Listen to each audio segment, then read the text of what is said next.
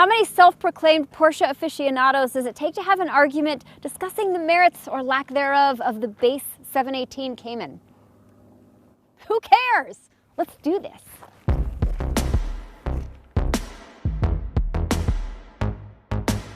The Porsche Cayman comes standard with a 2-liter turbocharged flat-4 Boxer engine. But as with all Porsche models, the Cayman can be had in a wide range of variants, each more powerful than the next. If the Cayman S is a bold smoked Gouda and the GTS 4.0 a Stilton potent enough to make your eyes water, then the base Cayman is an aged cheddar. Hey, ain't nothing wrong with a snappy little cheddar. The sounds emanating from the Cayman's 2-liter aren't the world's most voluptuous automotive tones. But for everyone who likes a throaty Antonio Banderas cooing in their ears, there's someone who prefers a goofy Jimmy Fallon. Hey, even Fallon has charm. So the auditory ping-pong match aside, this 2-liter engine actually feels pretty eager. Now this is like the kid who's always bringing apples and putting them on the teacher's desk. It really wants to impress, and let me tell you, it does. Now this Cayman has the Chrono Sport package on it. That'll cost you $2,600, but it will also help you demonstrate just how capable this engine is. So in normal mode, I'm cruising on the highway. I'm going about 70 miles an hour and I'm in 7th gear, which is the most efficient for gas mileage. But you can feel this engine just wants to do so much more. If you switch to sport mode at the same speed the Cayman downshifts, revs increase, and it becomes obvious pretty quickly just how much more juice we can squeeze here. Sport Plus only amplifies that. In addition to throttle response, the Chrono adjusts settings for chassis and suspension stiffness, amplifies the exhaust sound, giving it a snorting crackle. The PDK gets shorter shifts and longer ratios, as well as making adjustments to the steering to help the driver conduct it all.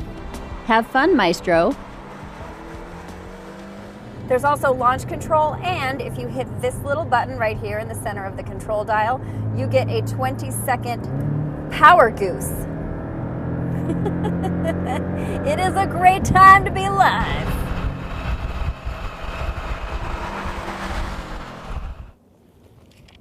I got this morning on the windshield from one of my neighbors. But to this I say, both of Porsche's transmission options only add to the bravo of it all.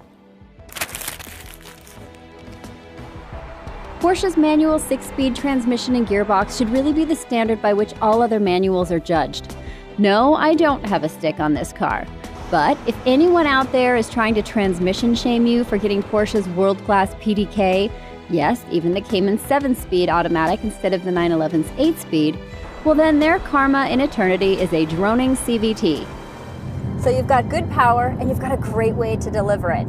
But if this and the 718 Boxster are considered the entry level to the brand, does the rest of the driving package live up to the Porsche badge? Well, yeah. Thanks to the mid-engine's placement, this car's got great balance. Turns in the Cayman make you feel as smooth as Lindsey Vonn in a Super G. The upgraded 235/40 Pirelli P0s up front and 265s in the rear adhere to the road in white-on-rice fashion.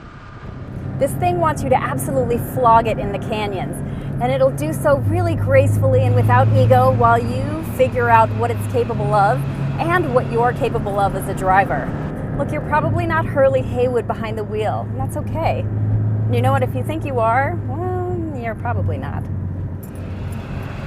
Porsche's standard brakes are more than adequate with this engine. Now you can upgrade to Porsche's ceramic brakes, but in this package, I really don't think you need to. The suspension settings in Sport Plus don't feel spine compressing. They're stiff enough that you have firm control, but they're also compliant enough that you don't feel like you need to go to Dr. Feelgood after a drive. This example I'm driving includes PASM, which is Porsche's active suspension management system that drops the height of the car 10 millimeters for less drag. Buyers can add a torque vectoring system and upgraded power steering, but that might push you closer to S or GTS prices, and you might be better off going right there instead.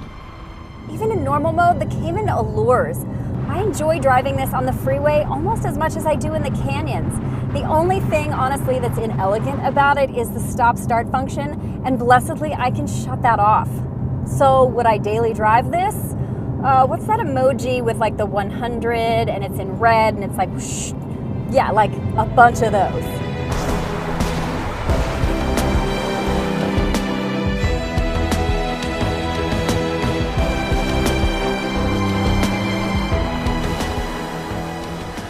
If you are looking at the Cayman as a daily, then EPA numbers should interest you. So here they are.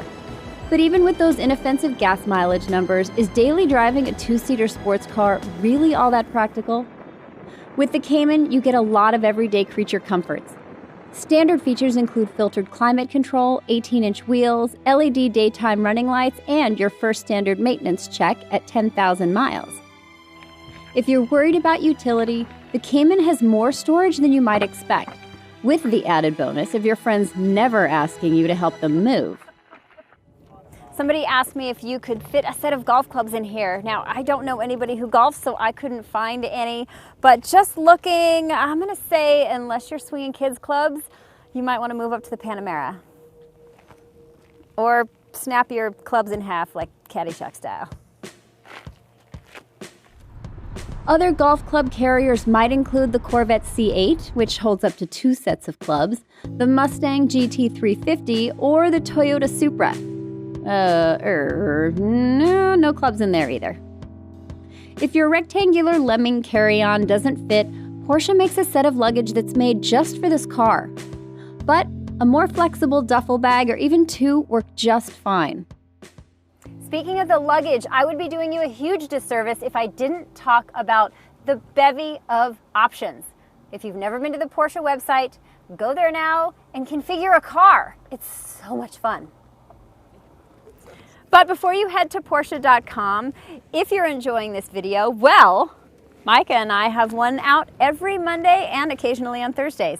So head over to the Kelley Blue Book YouTube channel and subscribe. You know, I can't decide who's better looking, the real Micah or this hunk. Fist bump, buddy. Porsche's option sheet reads like the Cheesecake Factory's menu, full of yummy things that may or may not be good for you. There are myriad wheel options, a Skittles bag worth of paint colors, and upgrades to things that you didn't even know were upgradable. Did you know that you can have the climate control panel painted to match the outside of your car? Go on, keep configuring. I'll wait. Mine took a half an hour.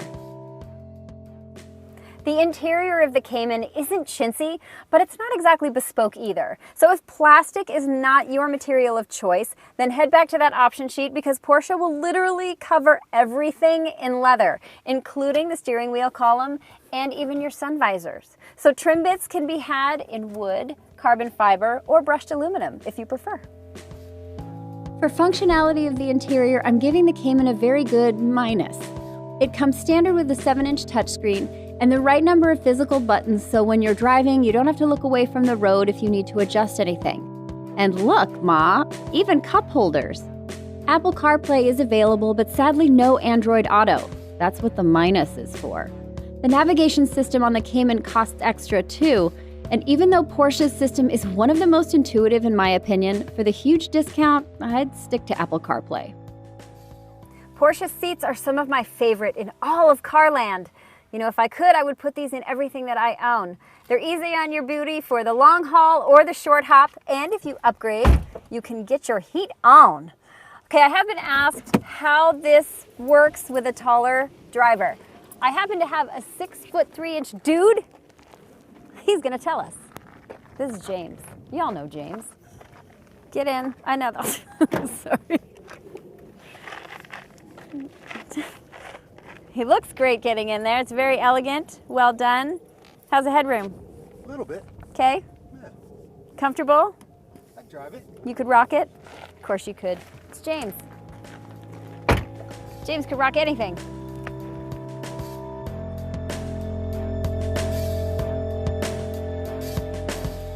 The Cayman doesn't come with much in the way of standard dynamic safety features, but it does have a front and rear parking assist and the rear camera. You can upgrade and get adaptive cruise control that's only available on the PDK, not the manual. It does have a stop-start function, but only to 19 miles per hour. There's an available blind spot warning too, which comes in very handy in a low roof sports car, but I have to say the visibility in here is not that bad. There are Mazdas that are worse than this. By comparison, the Cayman is very livable when it comes to seeing outside of your highly personalized Porsche. Pricing on the 718 Cayman starts at around $58,900, including a destination charge. And the S will pry almost $72,000 out of your hands.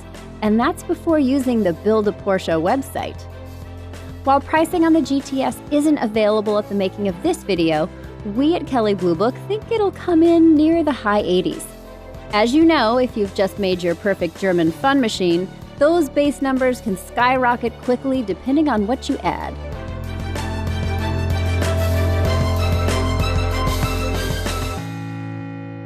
Impractical, entry-level Porsche, not as fun as the 911? Meh! I say world-class German engineering and driving dynamics wrapped in a gorgeous and very livable package. The 718 Cayman is an absolute overachiever. Don't knock it till you try it.